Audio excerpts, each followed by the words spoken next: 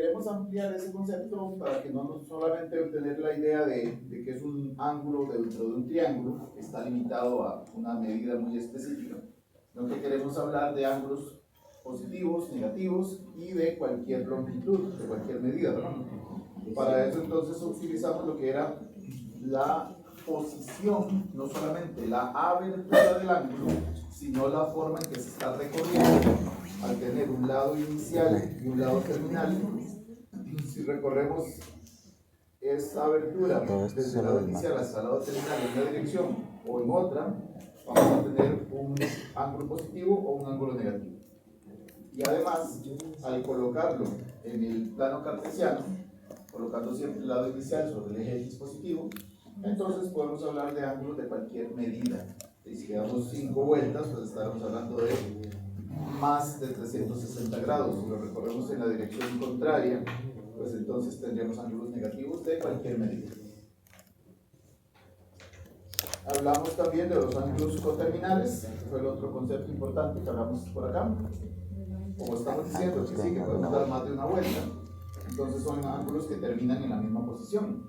30 grados y 390 grados, o 30 grados y 750 grados son ángulos que terminan en la misma posición, nada más estamos dando 2 vueltas de más.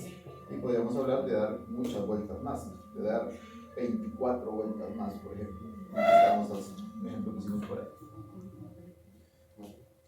Ya acercándonos a la definición de lo que van a ser las funciones trigonométricas, hablamos finalmente de lo que fue el círculo trigonométrico, circunferencia unitaria, que es un círculo de radio 1 colocado en centro en el origen, en 0, 0, que tiene esta ecuación, es al cuadrado más y cuadrado igual a 1. Y decíamos acá que lo importante es esa doble enfoque, el concepto geométrico de la circunferencia de un punto, con el concepto algebraico de satisfacer una ecuación, de satisfacer una igualdad.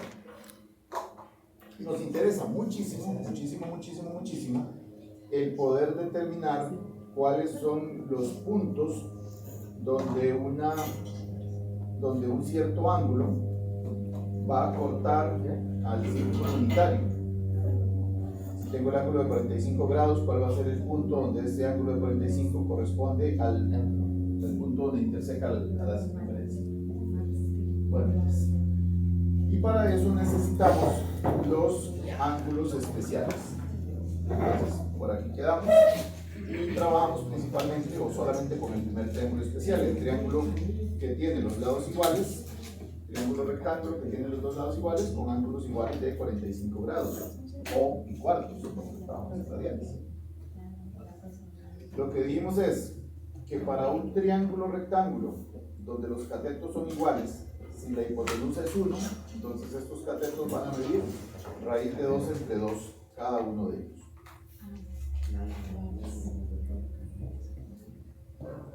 Cada uno de ellos va a medir raíz de 2 entre 2.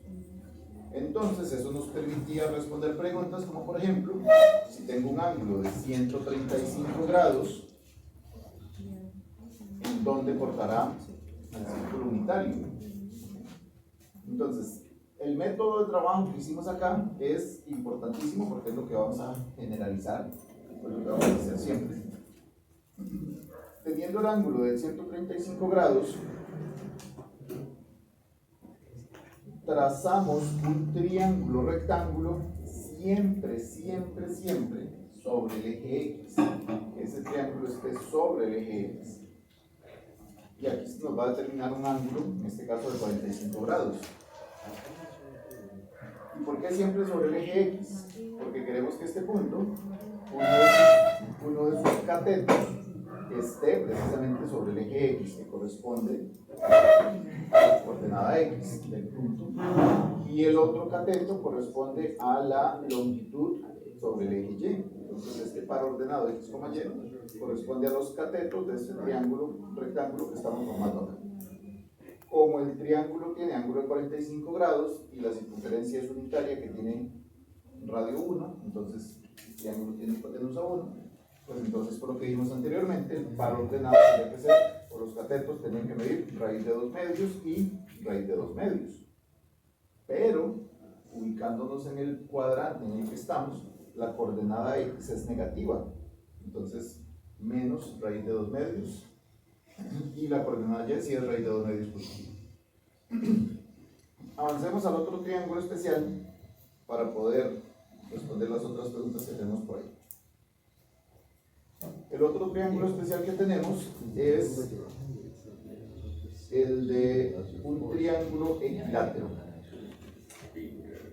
Si tenemos un triángulo equilátero donde todos los lados miden igual, los tres lados miden igual, digamos que miden 1, y los tres ángulos miden igual, 60, 60 y 60. Si trazamos la altura de ese triángulo rectángulo, entonces este ángulo de acá arriba queda partido a la mitad, ya no va a medir 60, sino que va a medir 30. Se nos forma un ángulo recto, y este que está pintado de gris, la base de este triángulo, si antes esto medía 1, pero lo estamos partiendo a la mitad, entonces ahora esta parte de acá va a medir 1 medio. Entonces, ahí ya tenemos información importante.